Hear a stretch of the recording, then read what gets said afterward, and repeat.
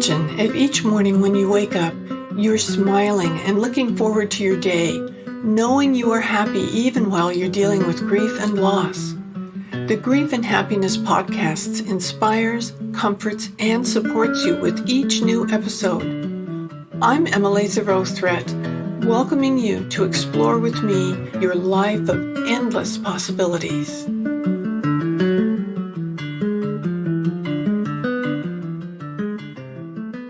Aloha. I have such a treat for you today. This absolutely wonderful person. I've been reading her work, and it's just fabulous.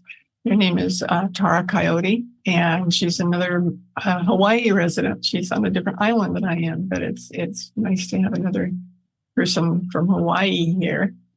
And hi, Tara, could you tell everybody a little bit about you? Sure. Well, thank you for having me. It's such an honor.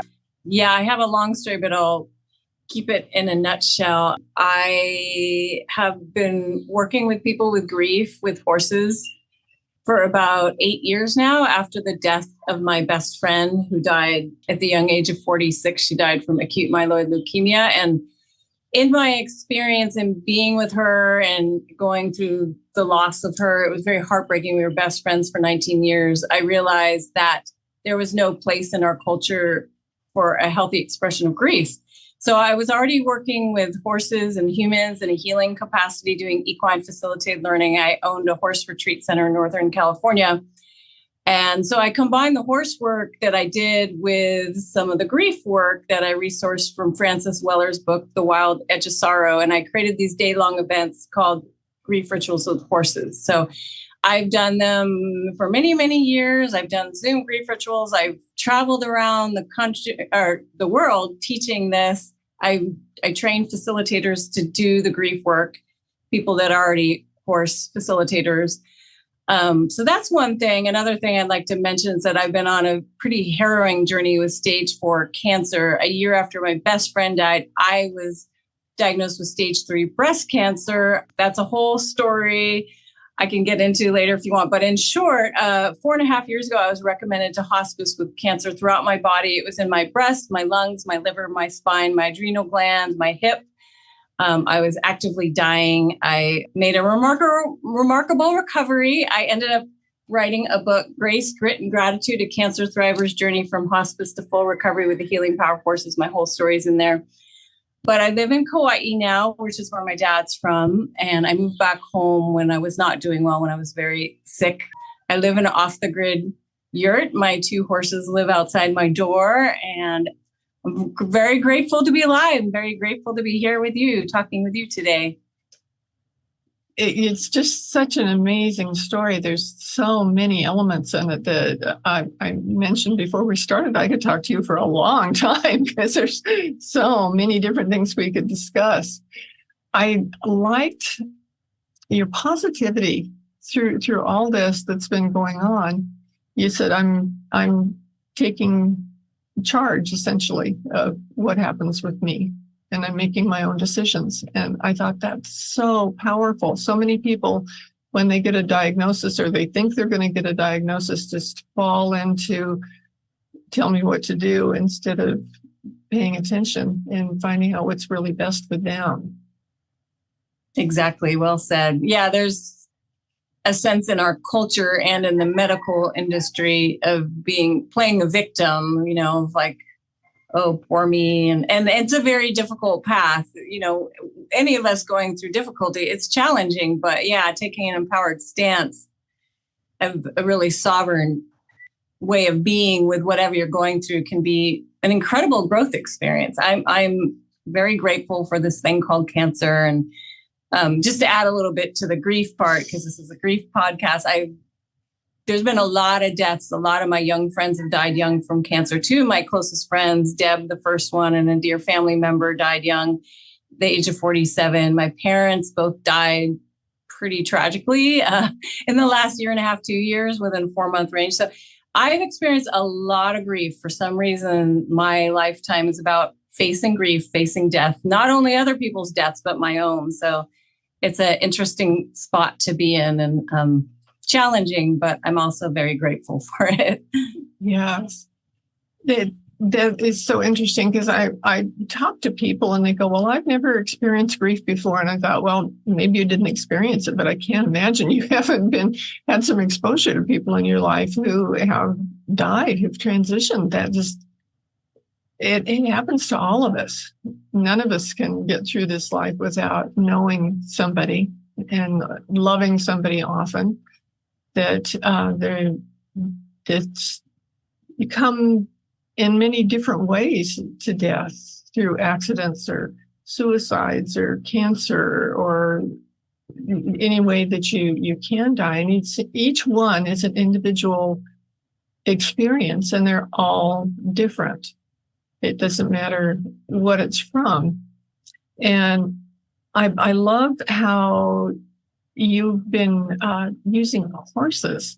I just think that that's so beautiful. The horses are just such powerful, beautiful beings that I could just, as you were writing about it, as you were talking about the horses, I could almost feel what it would feel like to be there with the horse. Can you describe to us like what equine therapy session would be like? What do you do? How does that work? Sure, I'd be happy to. Yeah, it's hard to describe. There's a magic that unfolds with the human and the horse. Basically, the sessions I do private sessions, I do workshops, I do grief rituals. It's really about having self-awareness, self-exploration within your body with the horse. As you know, we're taught to suppress our emotions and our feelings, suppress our bodies. So I first help my clients get in touch with their bodies through doing a body scan, get them in touch with their breath, and then I'll expose them to the horses. And it's pretty magical what can unfold when you spend time with a horse. A lot of people find it very calming. The horses can reflect whatever suppressed emotions are within you, whether it be grief, whether it be anger, frustration. And a lot of it is, if you know about heart math, the whole idea of our hearts are actually much more stronger than our minds are. We're taught to think it's all in our brain, but it's more in our heart. And horses have incredibly huge hearts. So there's that heart resonance that happens when you're around them that is just naturally calming. And yeah, we work on things about boundaries and the authentic self, facing your shadow. There's leadership exercises. There's a lot you can draw on, but basically it's just a very calming experience to be with a horse in general. That's so beautiful. I love heart math. If any of our listeners haven't read about it or heard about it, check it out because it's amazing. And as you were talking about the big heart of the horse, I was feeling about how your heart kind of radiates away from your body. And if you buy the horse with this really big heart, I can just see that energy kind of intertwining and bringing that comfort through that. Exactly. Yeah, they're very, very wise, evolved beings. And they're a lot like whales or dolphins, but they're these massively big creatures that also demand you have respect for them too. I mean, they're not aggressive. I mean, some horses can be, but most horses are pretty loving, but you have to be very aware on them too, because they are such large creatures. So there's something about that too, which really makes you be present and be in your authentic self in the moment. Oh, I love that. And you mentioned grief rituals. Could you talk to us a little bit about the grief rituals? Of course. Yeah. So they're day-long events, 9 to 5 or so, where people will come and I'll do some art, doing a mandala to help people step out of their mind and into their subconscious. I do a body scan, like I mentioned, to help people tap into their body. We spend time with the horses in a reflective manner so people can start tuning into whatever's there. And a lot of times people come to a grief ritual and they haven't felt like there's a safe space for them to express it because we are taught to suppress our grief, as you know. And a lot of times people are just so ready and willing to be in that safe space. But there's also some anxiety too. It takes a lot of courage to show up for a grief ritual. So I find that when people show up for a grief ritual, there's this sense of like, oh, I can finally be heard. Like I'm in a safe space. So I really put a lot of energy into creating a safe container for people to feel like they can open up.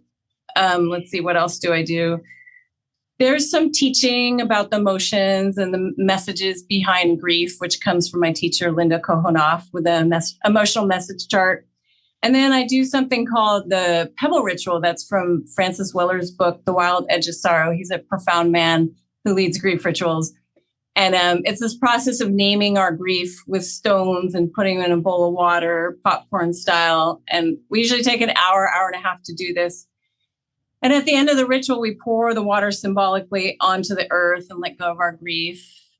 That's a very prominent part of the day. And then I do another exercise where we spend time with the horses, calling out what we want to let go of and what we want to call in. So it's a whole day event that's very profound. And it was interesting because people would come there for a sense of like, oh, I'm grieving my father.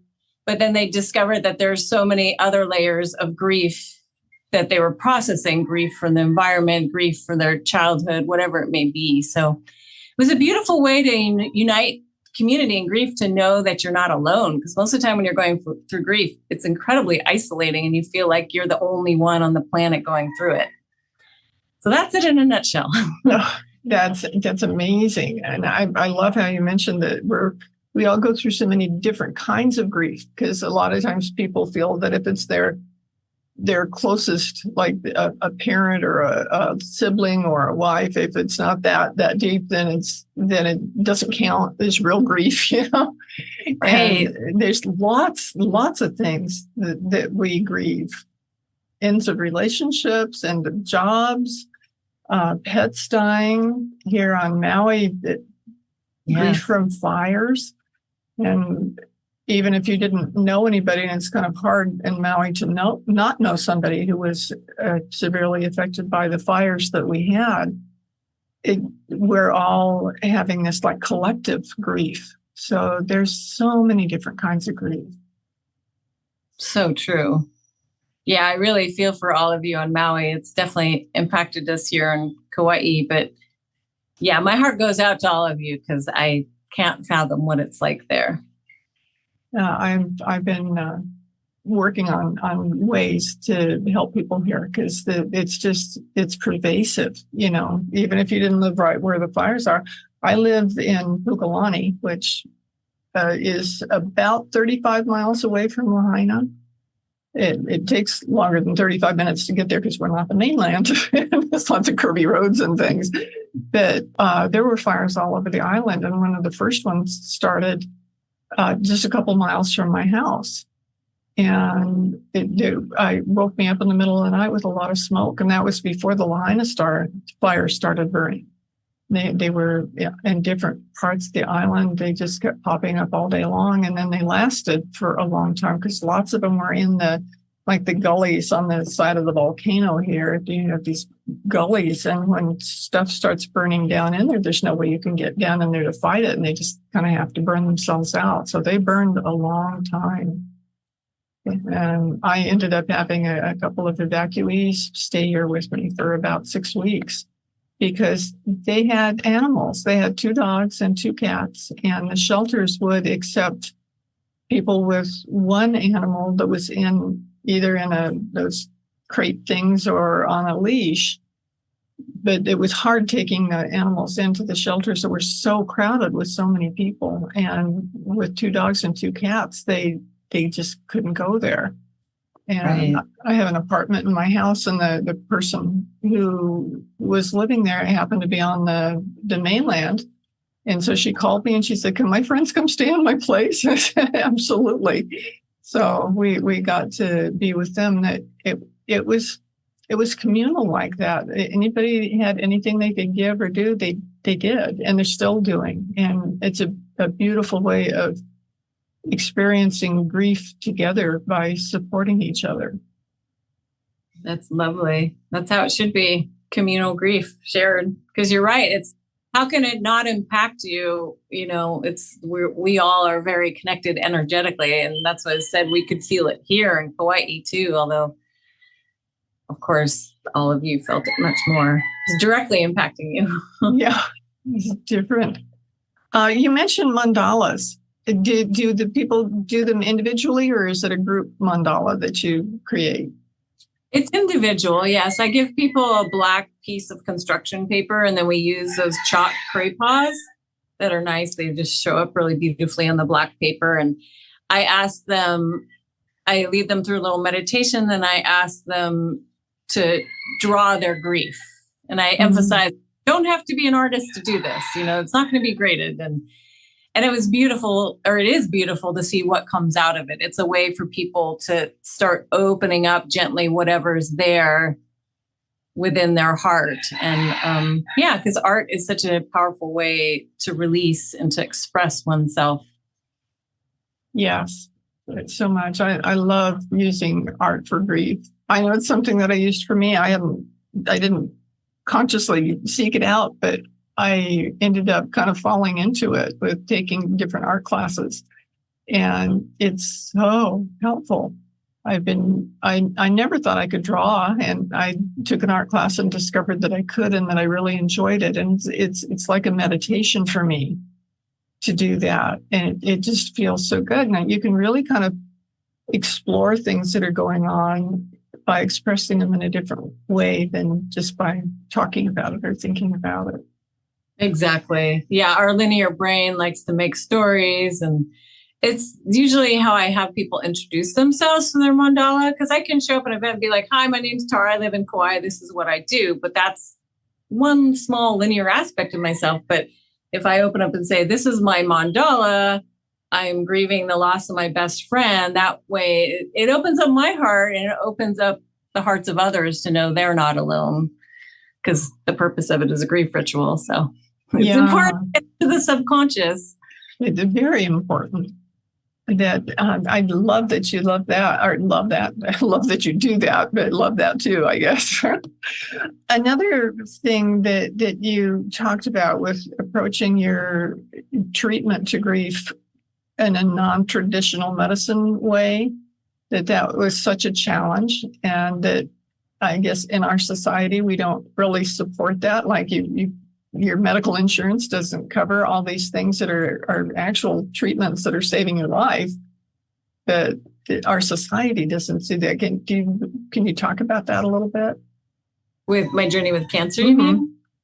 Yeah, well, I have an interesting story where I did do natural for many years and I was doing very well until a stressful incident occurred and I was forced to sell my horse retreat center. And then that's when the cancer spread throughout my body. There was an extreme amount of stress for a year. And then I had to face my fear of doing chemo, which I was terrorized to do because there was a lot of trauma around my best friend's death. So I ended up doing mainstream medicine, chemo, which I'm very grateful for. It saved my life. It was difficult, but I'm here to tell my tale. But all along, I've done complementary, which is non-toxic, the natural medicine, which is vitamins, eating well, vitamin IVs with the standard medicine. So I really had to come to peace with that. I was terrified to do it. And I was in the public eye really promoting not doing chemo, that it could kill. So it's been quite a process. But so now I really take a stand for both medicines, that they both can serve, because science has made some amazing advances. So, but it's also very important to keep your immune system strong and not just rely on the standard medicine. So that's my stance of it. And yeah, I think natural medicines are wonderful. In my case, I had to kind of fight fire with fire because my body was literally consumed with cancer. So there's a time and place for everything, and what works for me might not work for somebody else and vice versa. So this is just my story and my experience. And I really encourage people to find what works for them, basically. I think that that's such an important point, because we kind of vouch the authority of the medical system. If the doctor says it, then we have to do it. Lots of people live that way. And for like you to be open to whatever works for you I think that's great. And if we could see that. And I also could see when you were talking about some of the different things you were doing, I thought, well, we could all do that, with eating better and not eating the processed foods and doing things that are healthy for our bodies, just normally as part of our regular lives, could allow us to have a much healthier experience, whether or not we have a a life-threatening illness, we can be better. Yep. Self-care is so important. I mean, that's what I tell people now. Like, don't wait until you're staring at your death with a serious diagnosis. Like, take care of yourself now. You can prevent this, or you can try to at least. So. Mm-hmm. Or make it better than it would have been if you didn't do it. Exactly. Yep. Oh, I've got such a list. You kind of mentioned it, but with releasing your beautiful horse sanctuary that you had, that caused quite a physical reaction for you. And that might be kind of too hard to talk about, but I thought being aware of what supports you emotionally and how you can deal with that. Because like the horses support you emotionally, and you've had such beautiful relationships with friends that support is so beautiful. And I think sometimes we don't value that so much. People value getting up and going to work every morning and getting worn out by the time they get home, and then they're not fostering these relationships and friendships. You mentioned dancing a lot and the importance of just expressing yourself and feeling good doing what you're doing. For sure. What is the question exactly? Well, that wasn't really a question, I think. I was very touched by when you realized that you weren't going to be able to keep your beautiful ranch with the horses and all. And it just sounded like such a magical, beautiful place. And to let that go, I would think would be so devastating. It was hard. We humans, we like to hold on to things. Our mind, is prone to attachment. So it was very painful because I worked so hard to create it. And I had 4 beautiful horses.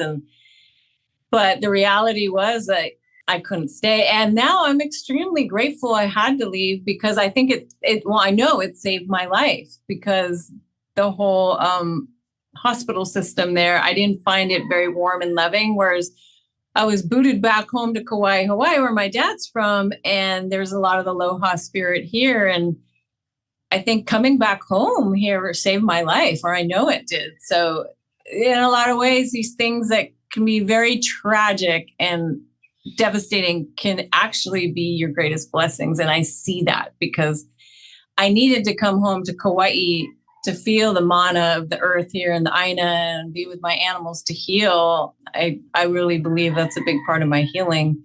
Whereas there wasn't that outlet for me there. And I would have, financially, I couldn't survive there once I had to close down my business. So yes, it was devastating. And at the same time, it was a great blessing. Yeah, and I think that's if we could, in general, look for the blessing in the situations, whatever the situation is, that there's so much more love and joy and happiness that we can experience if that's what we're focusing on, instead of focusing on what's sad and hard and painful. It makes a big difference. One thing I was really impressed about you is your traveling, that you haven't let this keep you home.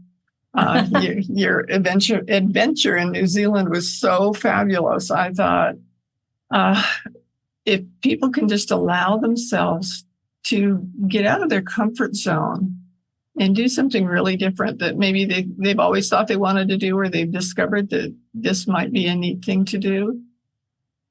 Can you tell us about your New Zealand trip a little bit? Of course. My New Zealand trip, that was a while ago, but I loved it. I traveled around. Well, first of all, I was invited to go there to teach at a horse conference and do the grief work with the horses. So it was a profound honor, but I figured, gosh, I'm traveling all the way to New Zealand. I might as well make a trip of it because I always heard it was so beautiful. So I ended up, it was a very quick trip overall. It was about 20 days and I traveled around the South Island in a van, and I had some crazy experiences driving with a old van on the other side of the road, anyways, in a crazy storm. And And then I went to North Island. I went to this horse conference, but it was beautiful. New Zealand is just so gorgeous and the people are wonderful. And yeah, I still dream of going back, but I'm still traveling. I just went to Tahiti recently and I swam with whales, humpback whales, and that was incredible. And I have this philosophy of like, well, if I'm alive and I can do it, I'm going to go for it because you never know. I've seen my own death and I don't know how much longer I'll be here. So I'm just going to live it, and do the things that scare me. I swam with sharks last 2 weeks ago in Oahu and that was amazing. So yeah, adventure runs in my family. My parents led wildlife safaris around the world. So this is kind of part of how my brother and I are wired from that upbringing. That's so cool. I know that a lot of times that people think they can't do it. Like in your New Zealand trip, you were essentially on your own, just doing it. And after Ron died here on Maui, I thought there's places that I wanted to go and things I wanted to do that I just never got around to it. And if I want to do them, I better do them now. Yes. And I did that. And I didn't let being by myself hold me back. I went to Tuscany and to Bali both with, I like to do ceramic sculpture and I love being around other people that are creative. And there's an international organization of ceramists that take these trips, different places.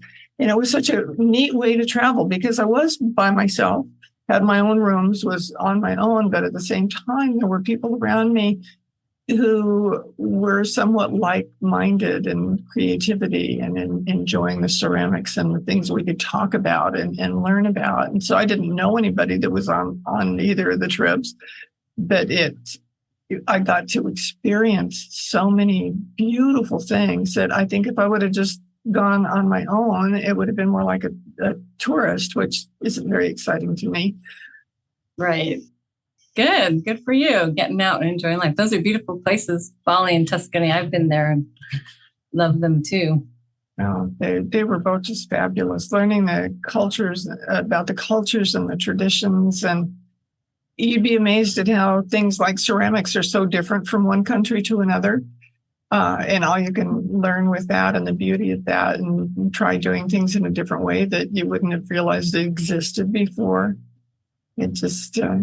I highly recommend it. I just think it's a really good thing to do. If you want to do something, do it. Figure out a way to do it and go Definitely. there. Life is short. Live big. That's right. Well, I as I said, I could talk to you all day long. I absolutely love your story. I think you're beautiful and you're strong and you're brave in a way that I don't know if you realized that you were before you started expressing it as much as you did. And it just made your life for you to be so strong and brave like you are. Thank you. Yeah, I really appreciate that. It's sometimes life has some hard knocks and it's what you do with it that matters. I think it's kind of like sink or swim, like you can have a hard incident and yeah, it can knock you down for a bit, but it's what you do with it. Like, well, are you going to let this totally ruin you or are you going to rise above and let it transform you? So that's what I try to do. It's not always easy, but I try my best. The other thing I was going to mention too is you're supporting your friends who were going through things even before you were going through them, that it just was kind of natural for you to help them through their journeys.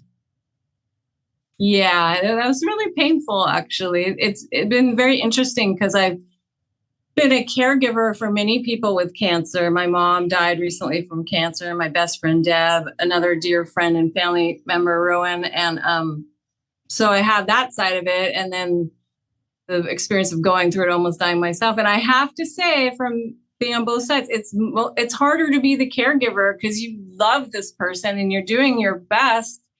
But it's a helpless feeling because you can't really control it. It was hard what I went through, but I was in my body and I could sort of manage what I chose to do each day. It's much harder when there's somebody you love who's not doing well and dying. It's heartbreaking. It's heartbreaking to be the one left behind. Somebody you love dies. So just saying that to people listening, going through grief, like I have a lot of compassion because, I still cry about my best friend and my father and my mother. It's just, grief just continues on in different ways, as you know. Yeah, I think a lot of us don't realize all that we are grieving all the time, all the different things that are it's just part of life that it's that way. I taught writing for many years at the university. And early on, when I was trying to have students figure, they go, I don't know what to write about. And so we were always trying to figure out ways for them to be able to discover what they'd write about.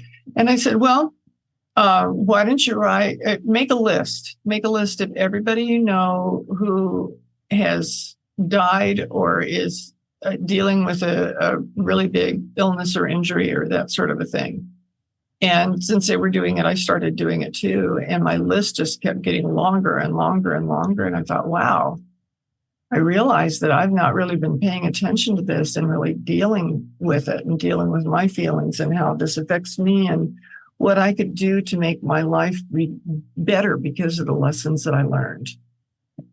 And the students were really surprised too, because a lot of them were young college students. Anymore, most college students, it seems like, aren't young. But the young ones said, well, I don't know anybody like that. But when they started making a list, they were coming up with people and things, and they were kind of surprised. So it's an awareness thing. If you become aware of things and you can deal with it, but if you don't pay attention, you can't deal with it. Yes. Yeah, and like no one escapes death, and we all know at some point somebody who's passed. Mm-hmm. It does. Well, it's been such a pleasure to visit with you and to feel your energy, your positive energy. It's just so beautiful and hopeful, and you're knowing that you're doing the best you can for what you want to do. And I just think that's fabulous. Thank you. Thank you for doing what you do. It's beautiful to chat with you. I really appreciate your presence. Thank you. And I really highly recommend your book. And I love listening to it. I usually read, but I thought this was recorded by you. And I like that so much when you have the actual voice of the person who wrote the book. I felt like I knew you before we met from listening to your story and your voice. So I highly recommend either reading it or listening to her book. It's just beautiful. Thank you so much. I appreciate it. Anytime anybody reads or listens to my book, I'm so honored. Like, wow, you're listening to my story. It's still a little hard to believe. So thank you. Yeah, you're welcome. And I will have her book name and her website and everything in the show notes so that you can stay in touch with Tara or find out more about her and find out more about equine therapy, which she fully supports. It always needs the financial support. So that's something you can pay attention to too, is talking about paying attention. So thank you so much for listening today, and I'll see you again next time. Mahalo. Mahalo. And aloha. Do you want more comfort, support, and happiness? Join the Grief and Happiness Alliance. Visit my website at lovingandlivingyourwaythroughgrief.com and read my book, Loving and Living Your Way Through Grief. Be sure to subscribe to our podcast, rate it, review it, and binge on all our episodes on grief and happiness. I can't wait to welcome you back to another episode